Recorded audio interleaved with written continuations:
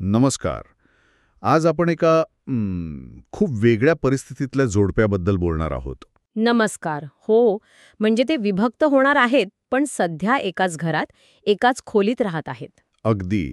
आणि त्यांच्या संवादांमधून त्यांच्या नात्याची गुंतागुंत आणि रोजच्या जगण्यातला तो काय म्हणतात त्याला ताण स्पष्ट दिसतोय. खरंय, हे संवाद म्हणजे एक आरसाच आहेत त्यांच्या सध्याच्या स्थितीचा, खास करून तो जागेवरून होणारा संघर्ष हो. आणि त्यातून मार्ग काढण्याचा त्यांचा तो प्रयत्न.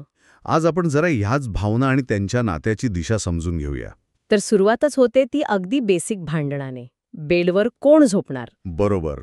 तुम्ही खाली झोपा, मी वर झोपते. पासून सुरुवात होते. आणि मग ते थेट ही नंदिनी देशमुख या बेडवरून हटणार नाही पर्यंत जातं. म्हणजे ऐकतानाच कळतं की किती टोकाची भूमिका आहे.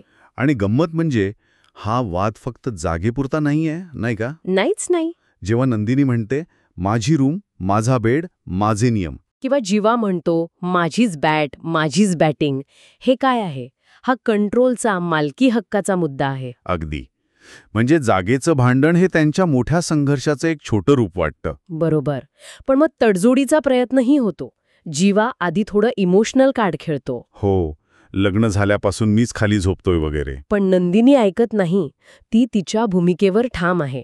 मग एक कल्पना येते की बेडवरच झोपूया, पण मध्ये काहीतरी ठेवून. सुरक्षित अंतर. आणि मग काय, डिवायडरचा शोध सुरू. काय काय वस्तू बघतात ते, फाईल्स, उशा, ग्लास. हो, काहीच जमत नाही. आणि शेवटी एकमत होतं एका रोलरवर, ज्यावर काय लिहिलेलं आहे? हलक्या आवाजात, लग्नानंतर होईलच प्रेम. म्हणजे कमाल आहे. यापेक्षा मोठा विरोधाभास असू शकत नाही. जी गोष्ट त्यांच्या नात्यात झाली नाही तीच आता त्यांच्यातली भौतिक सीमारेषा बनतीये, एक प्रकारची लक्ष्मण रेषा. आणि याच तडजोडीतून ते एका नवीन नात्यात प्रवेश करतात, रूममेट्स. हो, आणि ही गोष्ट घरातल्या इतरांना किंवा बाहेर कुणाला कळू द्यायची नाही. आणि सगळ्यात महत्वाचा नियम, रूममेट टू सोलमेट हा प्रवास परत नाही करायचा. म्हणजे ही फक्त एक सोय आहे, नात्याला दुसरी संधी देण्याचा प्रयत्न नाही.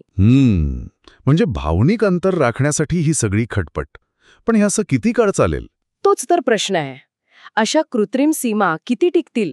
बरं, या त्यांच्या वैयक्तिक संघर्षासोबतच इतर नातेसंबंधांचे संदर्भ पण येतात. म्हणजे सासूबाईंशी बोलताना. हो, तिथे जीवा आणि त्याच्या वडिलांच्या खाण्यापिण्याच्या सवयींबद्दल बोलणं होतं. ते जरा हलका फुलका भाग आहे. पण त्यापेक्षा मला महत्वाचं वाटलं जेव्हा जीवा नंदिनीला तिच्या मित्रमैत्रिणींबद्दल विचारतो. हो, कारण त्याने तिला कधी कुणाशी बोलताना ऐकलेलं नाही. त्याला आश्चर्य वाटतं. आणि इथे जीवा एक महत्वाचा मुद्दा मांडतो. तो म्हणतो की नवरा बायको मित्र होऊ शकत नाहीत. त्याला वाटतं मैत्री असती तर घटस्फोटाची वेळ आली नसती. हा त्याचा अनुभवातून आलेला विचार दिसतोय. बरोबर. जरी तो तिच्या IASच्या अभ्यासाला पाठिंबा द्यायला तयार आहे, तिला मदत करायची भाषा करतोय, तरी त्या नात्यात मैत्रीचा अभाव कुठेतरी जाणवतोय. तो पाठिंबा देतोय, पण भावनिक जवळीक नाहीये. तर एकंदरीत हे संवाद आपल्याला एका तुटण्याच्या मार्गावर असलेल्या नात्याची धडपड दाखवतात.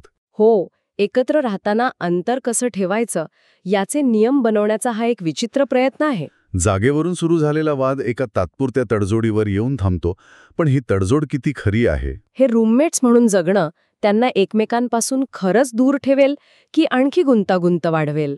आणि त्यांनी ठरवलेल्या त्या रेषा ते स्वतःच ओलांडणार नाहीत ना? आणि पुन्हा तोच प्रश्न, तो डिवायडर ज्यावर लिहिलंय लग्नानंतर होईलच प्रेम, नियतीचा खेळ म्हणावा की योगायोग? खरंच, हा विचार करायला लावणारा मुद्दा आहे. त्यांच्या या रूममेट पर्वाचं पुढे काय होतं हे पाहणं उत्सुकतेचं ठरेल.